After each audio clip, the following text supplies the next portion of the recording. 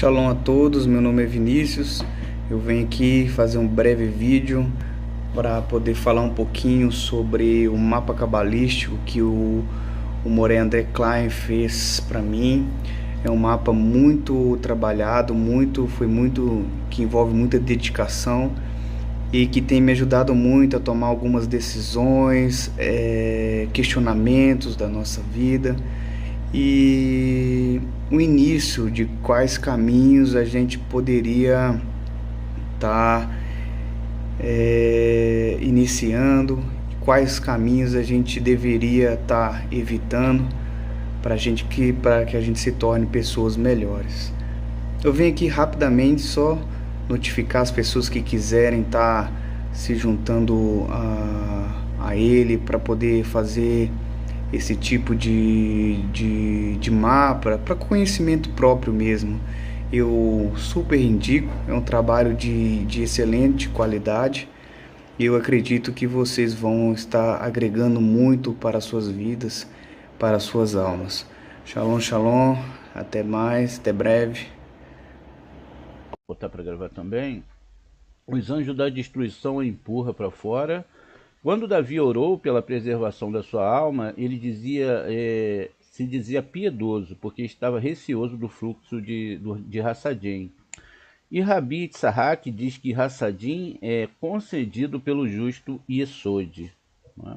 Aqui segue-se então a discussão desse item, e o Rabi Rudá começou: preserve a minha alma, porque sou piedoso.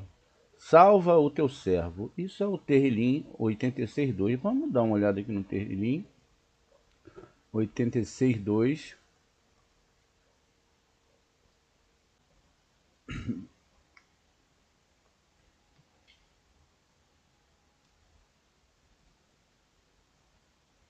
Diz aqui, ó: Shemerá, Nefeshi, Ki, Hassid, Ani, Roshea, Avedeha, Atá, Elohai, Ha, Boterra, Eleiha. Então, preserva a minha vida, pois sou firme, ó meu Deus. Livra o teu servo que confia em ti. No Zohar, aqui a tradução, não é? Preserva a minha alma porque sou piedoso, né? E a palavra é essa mesmo, Hassid, sobre o teu servo, né? Salve o teu servo. Terlim 86.2. É preciso olhar para o fim do verso e depois para o verso inteiro. No final do versículo diz: quem confia em ti? Ele pergunta: não deveria ter escrito aqui quem confiaria em ti ou algo assim? Ele responde: aparentemente Davi prometeu não dormir quando a meia-noite passasse, né? Ou seja, era uma promessa estudar a Deus nesse momento. Como está escrito: à meia-noite me levantarei para dar graça a ti. Isso é o Terrilim 119.62, não é? Exatamente aquele Terrilim, maior Terrilim, né? O maior versículo de todo o Tanar. Ele deveria ter dito: eu levantarei, mas o significado é: eu me levantarei e estarei ligado a você para sempre. Ele pede: preserve da palavra, não é? Shonra, minha alma. Ele deveria ter usado a forma chamor, mas aprendemos que não há nenhuma letra na Torá que não tenha um segredo celestial, né? E preciosos, né? Segredos celestiais preciosos. Ele responde: chorar, pois estava dizendo ao rei, pois a mesma parte sobre a qual a alma ela se sustenta, quando a alma deixa este mundo, ela entra para herdar o domínio do próximo mundo. Se assim o merecer, né? Várias hostes celestiais saem para saudá-lo, guardá-lo e trazê-lo para sua residência e seu lugar. Essa letra rei ou Malhut a preserva do modo a unir-se a ela na luas novas e Shabat. Então, a palavra aqui do versículo 2, exatamente o que ele diz aqui é sobre essa palavra, né? Shonrah, não é? Que tem aqui uma letra rei no final, e ele diz que essa letra aqui no Zohar, ela não era para ser escrita assim. Essa palavra realmente ela está errada, e que está sobrando aqui uma letra, mas que essa letra aqui ela significa aquela letra do final do tetragrama, que é exatamente, não é, a letra Re, que finaliza, deixa eu ver aqui se eu acho uma árvore sefirótica. Aqui, ó, não é? A gente tem o Vav aqui, Yud aqui nessas duas sefirotes, o Rei aqui, no final aqui nós temos outra letra Re. Então, é dessa letra Re que ele está falando aqui. E com isso a gente pode aprender uma grande lição. As pessoas, hoje, com essa questão, essa moda toda de conversão e essas questões muito inerentes, não é, dentro da questão do que nós fomos adequados sobre religião, nós não percebemos que, na verdade, quando nossos sábios citam essa questão do techuvá, não é? O que é muito falado é techuvá, vamos fazer techuvá, não é? Então as pessoas querem se dirigir a um ponto do globo, não é? E lá fazerem a sua techuvá, mas não é isso, tá? Se fala techuv rei, é voltar para os mundos espirituais e se voltar para a letra do mundos superiores, veja, techuv rei. Então techuv rei é sair daqui e se unir com esse aspecto, veja. Então aqui é possível fazer isso através dos estudos, não é? Que ele cita aqui justamente de madrugada, ou seja, da palavra Shonrá, como está lá. Pois estava dizendo ao santo bendito seja ele, chamou rei, ou seja, preserve o rei, preserve Malhut, pois as mesmas partes sobre a qual a alma se sustenta, não é? Como a gente já leu anteriormente, só relembrando aqui, quando a alma deixa esse mundo, ela entra para herdar o domínio do próximo mundo, se assim o merecer. Várias hostes celestiais saem para saudá-lo, guardá-lo e trazê-lo para sua residência e seu lugar. Essa letra rei, ou Malhut, a preserva de um modo a unir-se a ela em luas novas e Shabat. Mas se não o merece, vários anjos da destruição são dirigidos contra ele e o empurra para fora. Ai daquela alma que vaga em vão como uma pedra no oco da funda. Isto é o que foi dito. As almas dos vossos inimigos lançar-se-ão como o oco de uma funda. Isso é 1 Samuel 25, 29. E Davi fez seu pedido diante do santo bendito seja ele e disse: conserva minha alma para que eu não seja rejeitada. E quando eles se manifestarem contra ela, que os portais sejam abertos para ela, e que você a aceita diante de você, porque eu sou piedoso. Ele pergunta: Davi foi realmente chamado de piedoso? Ele não era um rei e não era era realeza, Malhut, sua característica? Disse o Rabi Yehudá: sim, ele foi chamado de piedoso, pois está escrito o seguro Hassadim de Davi, não é? Ishayahu 55:3. Vamos abrir aqui Ishayahu 55:3. Incline seu ouvido e venha a mim, ouça e você será revivido, e farei convosco uma aliança eterna. A lealdade duradoura é prometida a Davi, aqui, não é? Então,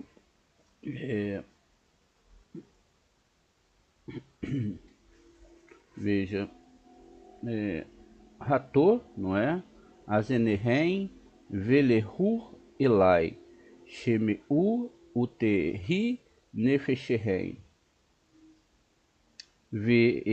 Haretá, Lehem, Brit, Olam, ou seja, uma Brit para sempre. Hassid, Davi, veja, aqui o texto em hebraico muda totalmente da versão traduzida. Então, que Davi era um Hassid, era uma pessoa piedosa. Hane Emanim. Hane Emanim, não é? É o que está escrito aqui. Então veja que o piedoso, pois está escrito, né? O seguro Hassadim de Davi. Davi era um Hassid, ou seja, ele que estava recebendo Hassadim, que são forças que ele é piedoso, ou seja, essas forças que vêm de Or Hassadim, né? A gente sabe que existem Or Rimá e Or Hassadim, luz de sabedoria e luz de misericórdia. A luz de sabedoria não pode funcionar sem a luz de misericórdia. E esta é a razão de preservar a minha alma, ou seja, não abandoná-la para vagar para fora. Ou seja, a questão aqui da piedade de Hassadim é super importante. Rabi Itzhak disse: todo aquele que tem uma porção nesse justo, né? Ou seja, quem guarda aliança herda essa terra, isto é, Malhut. Como se diz, o teu povo também será todo justo, herdar a terra para sempre, né? Herdará a terra para sempre. Ishaiah 60:21. A questão de ser justo aqui está ligada com ser piedoso, né? E este justo é quem? Yesod, é chamado de piedoso, já que ele concede Hassadim. Por isso que Davi disse que eu estou ligado e agarrado àquele lugar, aos justos, portanto sou piedoso. E por causa disso, conserva a minha alma para que ela esteja ligada a ti. Essa questão, às vezes, é muito mal entendida, porque Yesod é Hassadim, porque Yesod é a Sheriná, né? É o ponto ali de circuncisão, onde é o membro sexual que a gente diz na árvore sefirótica, onde também é o ponto onde a gente vai fazer essa circuncisão no membro sexual, não é? Onde a gente recebe a Sheriná com essas luzes de Hassadim. Então significa que quando eu estou falando aqui a Lua tem uma participação, lógico, os astros são claramente usados, mas eu estou falando do justo, não é? Inclusive, Yosef é chamado Yosef Hatzadik, né? O justo, justamente por conta dessa força que existe aqui dentro, não é? Dessa lua nova, do Shabat, que é o sétimo grau, como a gente tem aprendido em outras aulas. O rei acrescentou o nome ao nome de José e o Yud a Pinhas. O Rabi Ria começa dizendo que os anjos ensinaram a José as 70 línguas que o faraó conhecia, mas também lhe ensinou a língua sagrada que o faraó não conhecia. Então o Espírito do Santo, conhecido como testemunho, deu-lhe uma advertência. É este testemunho que o rei que foi adicionado ao nome José, e o Yud que foi adicionado ao nome de Pinhas. Rabi Ria começou isto. Ele ordenou a Yosef para testemunho.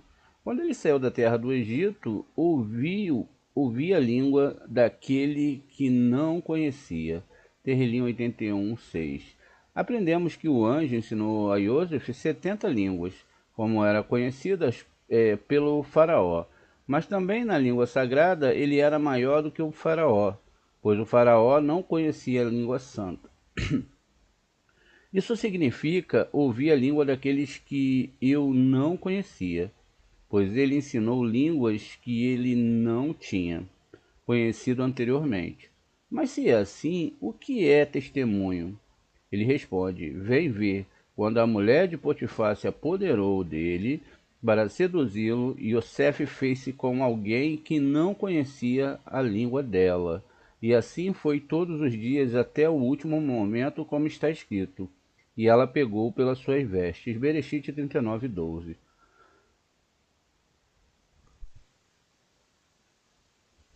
qual o significado de ela pegou? Até que aquele momento ela havia, né, fingido que não conhecia a língua dela, mas então ela viu através dele que ele conhecia a língua dela, o que significa que ele entendia sua intenção. Este é o significado de ela o pegou, que ela pegou a malandragem nele e a roupa dele, aqui no hebraico implorou, é outra forma de dizer infidelidade, ou seja, begidá. A traição, não é? E o Espírito do Santo, ou seja, Malhut, exclamou-lhe, né, para que vos guardem da mulher estranha, da mulher alienígena, né, de outro povo, que suaviza as suas palavras. Isso é Michelei 7,5. Ele pergunta, o que isso está tentando nos ensinar?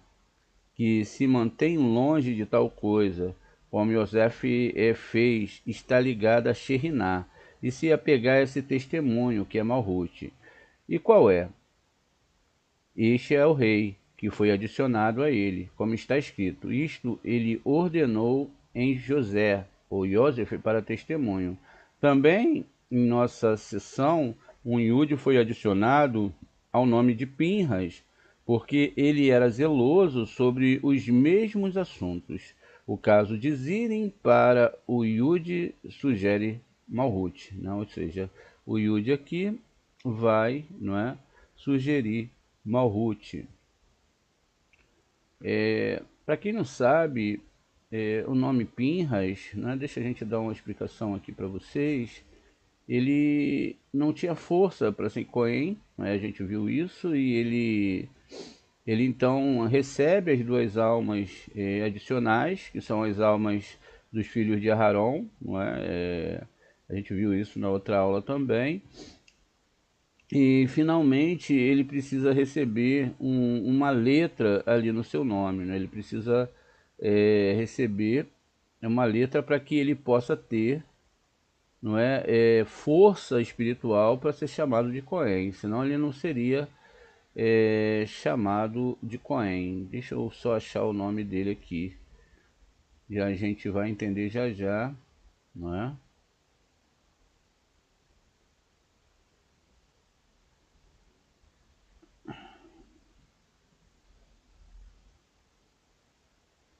Tá horrível esse site, se você não bota ele em inglês, ele não fica com as palavras certas. Então tá, ele fala aqui, ó, para Pinhas, né, que ele daria um pacto a ele de Shalom, e aqui a gente tem o nome Pinhas.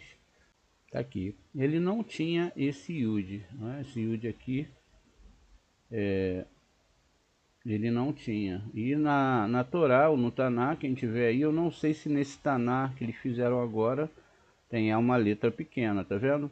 Por isso que lá no Zohar vai falar que representava Malhut. Por quê? Todas as letras pequenas, elas representam, não é, Malhut. As letras intermediárias representam Zerampim e as letras grandes da Torá representam lá o nível de Biná, não é? Então veja, são a representação do nível de Biná, o nome, o mundo de Beriá. Muito bem. Aqui então, por que teve essa construção? Por que teve que ser assim? Exatamente porque como ele trabalharia, não é? Com essa questão de ser sumo sacerdote, a gente viu que ele, aos 400 anos ainda à frente, ele estava lá ainda porque ele não morreu, não é? Ele não morre por quê? Porque ele conseguiu fechar a Torá e conseguiu assumir o ponto de defesa da Torá, não é?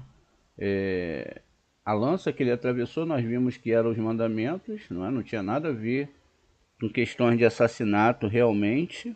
E ali também estava acontecendo outra coisa, né? Ali com aquele príncipe, era, na verdade, a gente falando aqui por alto, ele era aquele príncipe que tinha estrupado a Diná, ou tinha bulinado a Diná, enquanto a própria princesa era a Diná, né? Houve lá um processo naquela época entre Shimon e Levi, e eles foram lá e mataram os 24 mil homens da cidade, e ali de novo eles tinham acabado de fazer a circuncisão para se converter, eles foram enganados, e aí depois Shimon e Levi entram na cidade, matam todos eles e só carregam as meninas. Eles voltam agora reencarnados dentro do povo judeu, enquanto Diná nasce como a princesa do outro povo. Então agora eles tinham que consertar aquela questão do passado, não consertaram, erraram novamente. Então as 24 mil almas morrem novamente. Até que elas vão reencarnar lá na época do Rabi Akiva, e eles vão ser exatamente alunos do Rabi Akiva. Como que a gente sabe disso? Nesse episódio lá deles indo nessa cidade matar, esses homens têm 24 letras hebraicas. Cada letra hebraica vale a 1000, então eram 24 mil almas. Essas 24 mil almas são citadas algumas vezes dentro da Torá. Enquanto a princesa também, ela vai encarnar ali na época de Rabi Akiva. Eu só não me lembro o personagem que ela volta, mas aí ela volta para consertar também. Veja, ela nasceu, foi perguntado isso por um aluno, se é possível alguém nascer como judeu ou não judeu. Aqui a gente deve fazer uma análise bem profunda. Qual é a questão especial de ser judeu? É que o judeu tem um fígado melhor, um coração melhor, um cérebro melhor, um dente melhor, uma língua melhor, uma alma melhor? Não. A questão aqui é porque já se nasce estudando a Torá. É o diferencial, é a Torá.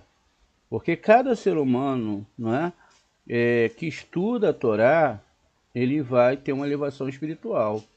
É provável que as pessoas que nasçam perto da Torá, elas nasçam com mais possibilidades de não entrar em idolatria. Agora, nem todas as pessoas que nascem no povo judeu seguem a Torá. Isso também tem que ser muito claramente observado. Por incrível que pareça, muitas pessoas querem ir daqui, eles entram para Israel, entram na síndrome de Jerusalém, achando que vai chegar lá que todo mundo é santo, etc., e que vão ver milagres, aquela coisa toda. E na verdade, quando chegam lá, vão lidar com 70% da nação que não segue nenhuma religião, vive uma vida comum, não é? E não estão nem ligados ao judaísmo nem nada. E essa fantasia foi criada justamente por conta que a pessoa lê a Torá e acha que lá vão acontecer as mesmas coisas, e não é assim que funciona. Isso não quer dizer também que não existam pessoas seríssimas, né, que seguem ali a Torá do jeito que eles entendem, lógico, de uma forma plena, tá bom? A gente não pode generalizar, a gente não pode colocar as coisas como um todo, não é verdade? Então veja, então aqui a gente tem um nome de Sarrak. A gente explicou já para vocês, e aí às vezes alguns alunos vão lá no canal, veem umas aulas e falam: ah, Morel, o senhor está repetindo a aula, etc, já está no canal. Não, tem um monte de novos alunos, não é? E aí, para a gente dar os próximos passos, a gente tem que voltar e reensinar os alunos que estão chegando agora.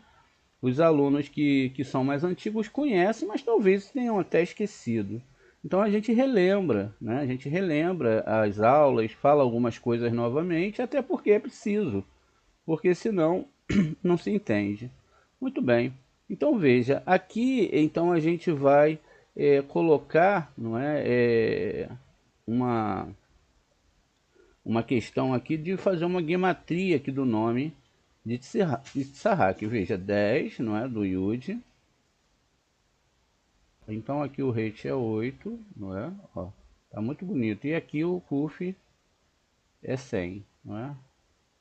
Tudo bem. Então aqui 10 mais 8, 18, 28. Então aqui a gente já tem, ó, um Deus e 27 letras, não é isso? Ó, 28.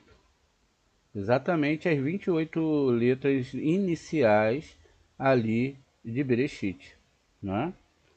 Do primeiro Bereshit bara Elohim et hashamayim ve'haaretz, que é a primeira parte ali da Torá. Agora, totalizando aqui, a gente tem também, ó, a gematria, não é? 208, que eu acabei de falar, né? 208, veja, eu esqueci de incluir o Kuf aqui, então 208. Tá? O Pinhas não tinha esse peso espiritual, veja, ele tinha 80 aqui do Pei, 50 aqui do Num, e tinha 8 aqui do Rete, e tinha 60 aqui do Summer, veja, 130, 138, não é? 198. Com 10 que entrou, foi agregado esse Yud que pula lá do Yosef, pula para o nome dele, então ele fica também aqui, ó, com 208, tá vendo? Então ele não tinha peso, mas depois que ele recebe esse Yud, que Moshe coloca, né, no nome dele, então ele recebe esse peso espiritual. Então veja, agora sim ele tem o mesmo peso de Tsarrak, não é? E ele consegue agora assumir o sumo sacerdócio. Isso já foi explicado na aula anterior. A gente só veio aqui só para explicar isso para vocês, né? Porque aqui foi chamado, não é, dessa questão desse Yud que sugere Malhut, que é um Yud pequenininho. Guardião da aliança. Rabi Essa se pergunta por que quando os filhos de Israel foram exilados na Babilônia e choraram, eles estavam se lembrando de Sião e não de Jerusalém. A resposta de Rabi Shimon é que todo o propósito do justo e Esode é conceder bênçãos. E se a Sheriná está no exílio, não tem a quem conceder bênçãos, e portanto o justo pereceu. Rabi Yassa diz, né, que quem respeita a Deus é honrado em sua vida e em sua morte, como foram Yosef e Pinhas. Como Rabi Shimon, aprendemos que porque Pinhas recebeu o sacerdócio, mesmo tendo matado, e todos aqueles que matam são realmente barrados do sacerdócio.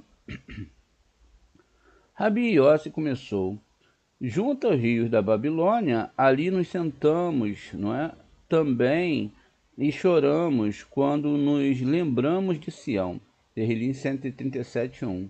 Ele pergunta: não deveria ter dito Jerusalém, já que está escrito: se eu te esquecer, Jerusalém, que a minha mão direita esqueça a sua astúcia. Terrilim 137:5.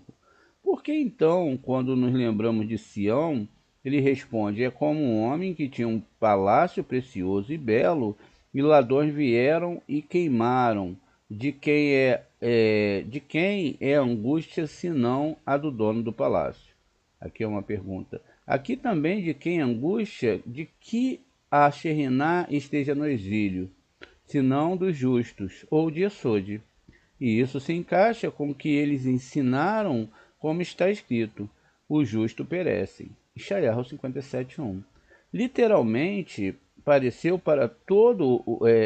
pereceu, né? Literalmente pereceu para todo o propósito de Esode é doar, mas se a Sheriná está no exílio, ela não tem a quem doar, e portanto é como se ela não existisse, mas tivesse perecido. Aqui também, quando lembramos de Sião, significa que quando nos lembramos da angústia de Sião, que é sim por causa da sua falta de acasalamento, pois a angústia realmente é dele. Nós sabemos aqui que essa questão de Sião é uma metáfora para Yesod de Malhut, não é? Então, deve-se argumentar, porque senão a pessoa acaba então ligando a parte geográfica que existe no mundo. Rabi Essa disse: quem respeita o nome do seu mestre neste assunto e guarda aliança, tem o privilégio de ter seu mestre o respeitando acima de tudo. Como sabemos disso? Porque o respeito de José está escrito. A respeito de José está escrito: e ele o fez andar na segunda carruagem que ele tinha, e o fez governante sobre toda a terra do Egito. Bereshit 41:43. Além disso, quando Israel atravessou o mar, o caixão de José entrou primeiro na água, e as águas à sua frente não puderam ficar como estavam. Por isso está escrito: o mar viu e fugiu. Terrilim 114:3. Qual é o significado de fugiu? O mar viu que aquele sobre o qual isto está escrito e fugiu e foi para fora. Bereshit 39, 12. Aqui a gente para fazer uma explicação, porque daqui a pouco vai ter... A gente não explica, as pessoas podem entender um pouco errado, daqui a pouco vai ter gente jogando caixão aí no mar para abrir, não é? A ideia aqui, não é, como a gente viu anteriormente, é que existe uma árvore sefirótica em cada mundo, né? E aqui também existe, isso a gente já está no mundo de Asiá, existe também um Yesod, veja, é a primeira questão, por isso ele se jogou primeiro no mar, porque não é um mar, é Yon Sof, né? O final do universo. Então veja, aqui eu tenho o que é chamado de juncos, tá vendo? Que são as travessias, e quando Yosef é jogado, o caixão é jogado, é que a Sheriná, seja no aspecto que tiver, ou em Malhut, ou em Yesod, ela possa então ir primeiro para levar essa mensagem. Sem a Sheriná, não tem fogo para levar rezas aos mundos superiores. Por isso que tem que se entender essas metáforas para que daqui a pouco o pessoal não entenda que isso é realmente algo que foi feito.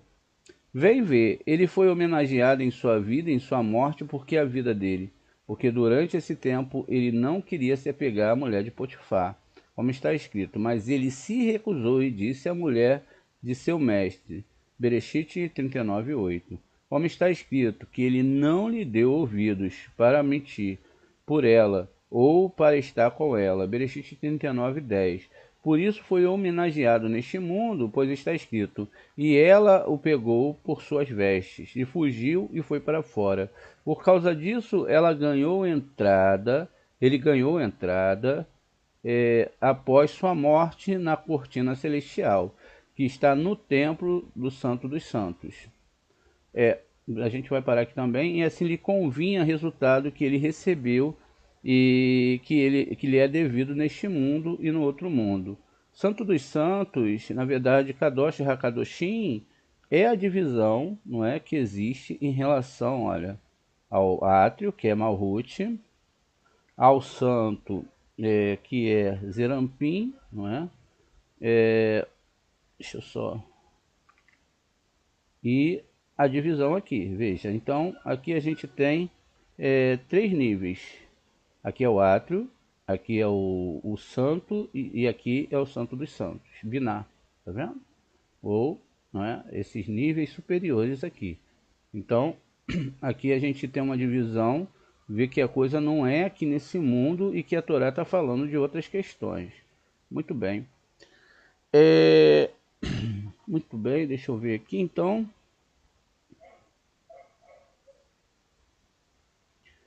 Pinhas foi o privilegiado neste mundo e no próximo. Ele foi capacitado a viver e existir por mais tempo do que todos aqueles que saíram do Egito. Ele também mereceu servir como sumo sacerdote, tanto ele quanto todos os seus filhos depois dele. No entanto, isso é incorreto, né? No entanto, isso é incorreto. Há quem diga que ele ganhou o sacerdote anteriormente, né? Se sim, como devemos entender, né, as palavras? Porque era zeloso por seu Elohim, Bar Midbar 25:13, cujo significado é aquele que ganhou o sacerdócio por causa dessa ação e não ganhou anteriormente. Ele responde: vem e veja, qualquer sacerdote que mate uma pessoa é considerado para sempre inapto para o sacerdote, porque maculou o seu próprio status, porque sacerdócio é o status de Hesed, e matar uma pessoa contradiz isso. Desde que Pinhas tinha matado Zira e Cosbe, ele estava legalmente impedido de permanecer como sacerdote.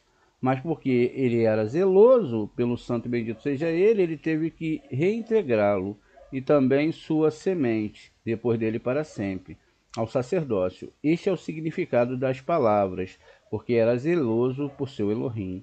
O Rabino Tzahak disse: venha e veja, Pinhas está registrado acima e abaixo. Acima significando de vir ao mundo. A razão pela qual seus feitos foram registrados abaixo é que ele estava entre os que saíram do Egito. Rabi Eleazar e o Rabi Yossi e o Rabi Ria estavam andando no deserto. Rabi Yossi disse: isto que está escrito a respeito de Pinha Eis que lhe dou a minha aliança de paz. Bar Midbar 25:12. Refere-se à paz do anjo da morte. O anjo que nunca terá controle sobre ele, ou terá poder para julgá-lo. Se você sugerisse que ele não morreu, estaria enganado. Ele morreu, mas certamente não da mesma maneira que os outros.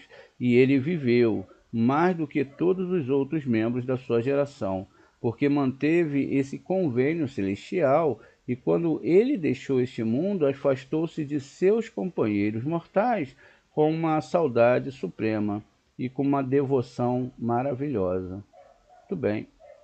O Zohar, ele é cheio de metáfora, então o destino dele vai ser o mesmo destino de Elias, né? Ele vai ser elevado aos céus e não vai morrer, na verdade. O traje deste mundo.